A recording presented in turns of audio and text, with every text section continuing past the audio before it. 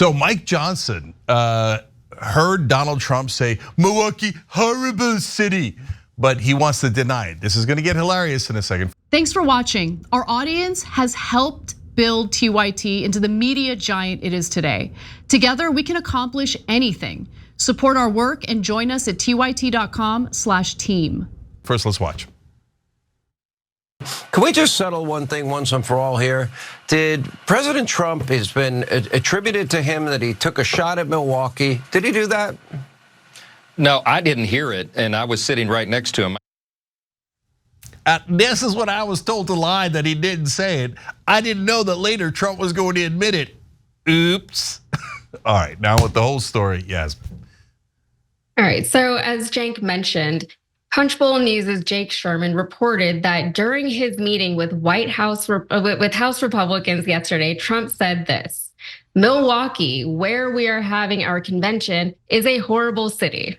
So as you saw, Mike Johnson flat out denied that Trump said this, but his denial was quickly contradicted by none other than Trump himself, who did not deny saying it. Rather, he told Fox News' Aisha Hasni, "It was very clear what I meant. I said, we're very concerned with crime. I love Milwaukee. I have great friends in Milwaukee, but it's, as you know, the crime numbers are terrible. We have to be very careful. But I was referring to also the election, the ballots, the way it went down. It was very bad in Milwaukee, very, very bad. And the people understand that, and they agree with me. Everybody agrees. No, that was a fake story that came out. Yeah, Milwaukee has a problem with crime, as do most Democrat-run cities. Most Democrat-run cities, almost all of them, have problems, but they also have a problem with votes and election integrity. And that's what we want to make sure we get straight. Yes, I'm glad that we cleared that up. So in other words, he did say it, but he was just talking about crime and voting issues, not the city as a whole. Unsurprisingly, Milwaukee Mayor Calvin Johnson did not much appreciate his city being disparaged, and he doesn't seem to much like Trump. So here's what he had to say in response. Well, Donald Trump wants to talk about things that he thinks are horrible. All of us lived through his presidency, so right back at you, buddy. I'd say that. Look, obviously Donald Trump is wrong about something yet again. I find it kind of perplexing. I find it kind of strange that he would insult the largest city in Wisconsin because he's running for president. He obviously wants to win Wisconsin, win the election. And so to insult the state that's hosting your convention, I think is kind of bizarre, actually. It's kind of unhinged in a way, especially considering the fact that in Milwaukee, there are about 50,000 Republicans who live right here in the city. So you're calling their home horrible. I mean, I don't quite understand that. Yeah, kind of unhinged. Trump's comments could be dangerous for him since, as I'm sure you all know, Wisconsin is a swing state, and it was one of the states that Trump targeted in his attempt to overthrow the 2020 election results. Just this week, actually, an attorney who oversaw the fake electors plot in Wisconsin was suspended from the judicial ethics panel. So there's still an ongoing fallout from 2020 as we're heading into another presidential election. So right now, he's only leading by 0.7 points, yeah. And the constituents in Milwaukee might not appreciate hearing that their city sucks. So Cenk, I will start with you. Do you think ultimately that Trump's comments, however he justifies them, is going to make a difference with Republican voters in Milwaukee? I would say no, because as I said, perception is reality and voters are going to believe whatever they want to believe, even if it is that their own home is horrible. What do you think? Yeah, so look, I don't think that you're going to turn any Republican voters, certainly not from this comment, but the election is going to be decided by independents. So how does it affect them in Milwaukee? I have no idea. I know it's generally terrible politics, obviously, like everybody knows that. And it's funny how everybody gets surprised that Trump's a dumbass every time. They're like, oh, that's so dumb to insult the city that's hosting your own convention when this is one of the states you desperately need to win. You know why he does that? Because he is dumb. He doesn't ever think before he says anything. Nonstop verbal diarrhea.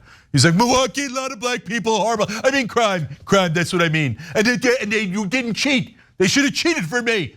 Why did they count the votes accurately? I hate them. I mean, they should vote for me anyway. right? So that's classic Trump. It's the most classic Trump I've ever heard. And he's not gonna lose a single MAGA voter over that. Not one Republican will switch. But of course, like it's always the disparity. Now the mainstream media is making a big deal out of it. Right-wing media, of course, is defending him. Now imagine if Biden, it is unimaginable, or any Democrat was like, yeah, I was down in Tennessee the other day, Nashville sucks. It's a horrible city. Oh my God, the world would collapse in on Biden. Because then it would be right-wing media and mainstream media. They would both be like, oh, how could you say this about a southern city? But you got an uneven playing field. Republicans don't care at all. That's my take. Trey, what do you think? I mean, yeah, I agree with you. I do think it's funny that he was like, no, I didn't say Milwaukee's horrible. I love Milwaukee. It's just like all the things about all the people in Milwaukee and all the things they do, those are horrible is what I meant. But the city itself is, it's fine, I guess. It's like the worst attempt at like backpedaling I've seen in a while. But like the independents, I'm always baffled by the existence of these people, period, that there are people out there that like have not yet been swayed. And the idea that this comment might sway some of them is wild to me, but reportedly people like that do exist. So I guess it could matter, but I agree with you both that like his voters in Wisconsin and in Milwaukee, I mean, they probably, even the ones that live in Milwaukee, the MAGA people in Milwaukee are probably like, yeah, this place does suck, for all the same dog whistly reasons. Like, and he's always talked down to and had disdain for huge chunks of his supporters anyway, and none of it ever matters. So yeah, I find it utterly unsurprising. I can't imagine it will matter to Republicans in Wisconsin, but I guess maybe the independents, I don't know, there might be a point or two there, maybe, I don't know. Yeah. Yeah, for a guy who tells it like it is, he seems to need a lot of help deciphering his actual messaging. Cenk, did you have something to add? Yeah, that's a great point, Yasmin, too. So I was trying to think, like, would it bother me if somebody said New Jersey was terrible? Because I associate myself with New Jersey more than I do LA, even though I've lived here longer. Because I grew up in New Jersey, I love Jersey. Yeah, it would piss me off if somebody said New Jersey was horrible. That gets under my skin, especially because it gets attacked all the time. Would it swing my vote? No, of course not. Let's just be honest, right? So like, let's say there was a candidate that I liked, Bernie Sanders, and he said New Jersey's horrible. Would I switch to voting for Trump? Of course not, come on, right? So like, it's not the biggest deal in the world. The reason that I am amused by the story is because Mike Johnson's like, now remember, he didn't say that at all. Oh, he just admitted it, God damn it. Because they're so used to lying on his behalf that they didn't know that there was another option. So he should have waited a little bit, because he does often do that. Like he'll contradict himself nonstop. So they all have to take a beat before they all start lying on his behalf. Yeah, but it's also the Democrat-run cities. Like I find it funny. They blame all the problems on the Democrats that run the cities, but I'm from rural America, and all the problems there are also blamed on the Democrats who don't run those places. So it's just Democrats messing stuff up all the way down as far as they're concerned. But yeah, you got to have a convention in the city. Like they can't have the RNC in Bucksnort, Tennessee, so it's always going to be in some place that Trump is not a fan of, I would imagine. So, what are you going to do?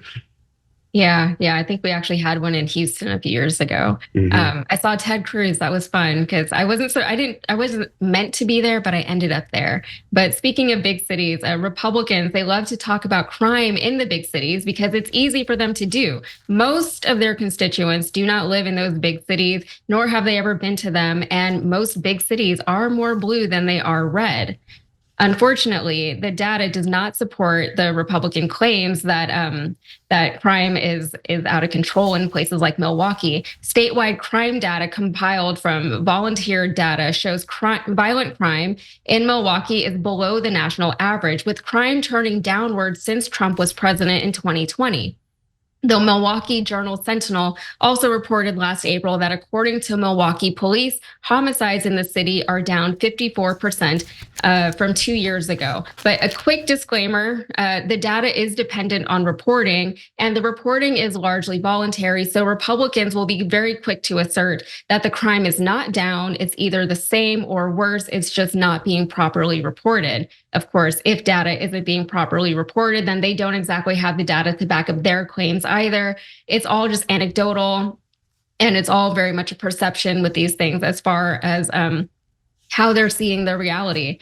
Still, the statisticians, they're confident in their analysis of the available data, and they assert that even with a healthy margin of error, there is a downward trend as far as violent crime across the nation. But as Democratic Representative Gwen Moore of Wisconsin points out, Trump's own criminal record is bad for the state.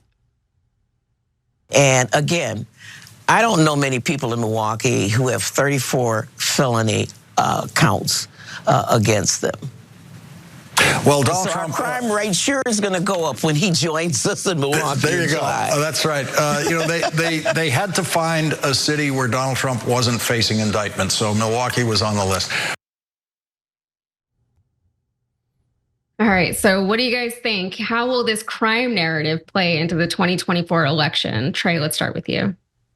Well, I mean, I know from being from a very, very small town, I know that this narrative is like nothing new at all. This like way predates. It's like a thing that's inborn in the small town people. In my experience, is to be terrified of the big city and think that they're dangerous all the time. Like I lived out here in the Los Angeles area for a while, and for every time I talk to my Mima on the phone, tell her I'm going to the grocery store, she thinks I'm going to get stabbed in the parking lot or step on a heroin needle or something. And I'm like, Mima, I'm going to a Whole Foods in Burbank. Like it's going to be fine, but they just, and my Mima hates Donald Trump, so like, it's just a thing already. And then when you add all this additional like cultural context and MAGA context on top of it, it's a very like easy card to play, I feel like. And I do think it will be effective in rural America because of their, their pre-existing prejudices they have on this very subject. So, yeah, my last quick thought on it is crime did go up after 2020 for a multitude of reasons, but it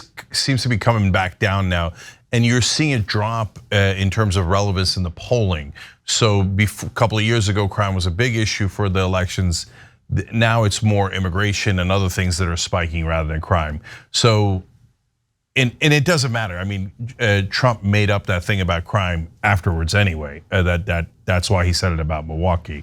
You can make any guess you like as to why he thinks Milwaukee's horrible, but I don't think either issue is going to make a giant difference in the election, to be honest. Yeah, I have to agree with that. I often forget how much the people who live in more rural areas, they really don't understand what it's like to be in a big city. I grew up in big cities my whole life. And, I guess it would be kind of scary for somebody who's not used to that much action and diversity and things like that to kind of come into. Thanks for watching The Young Turks. Really appreciate it. Another way to show support is through YouTube memberships. You'll get to interact with us more. There's live chat emojis, badges. You've got emojis of me, Anna, John, JR. So those are super fun. But you also get playback of our exclusive member-only shows and specials right after they air. So all of that, all you gotta do is click that join button right underneath the video. Thank you.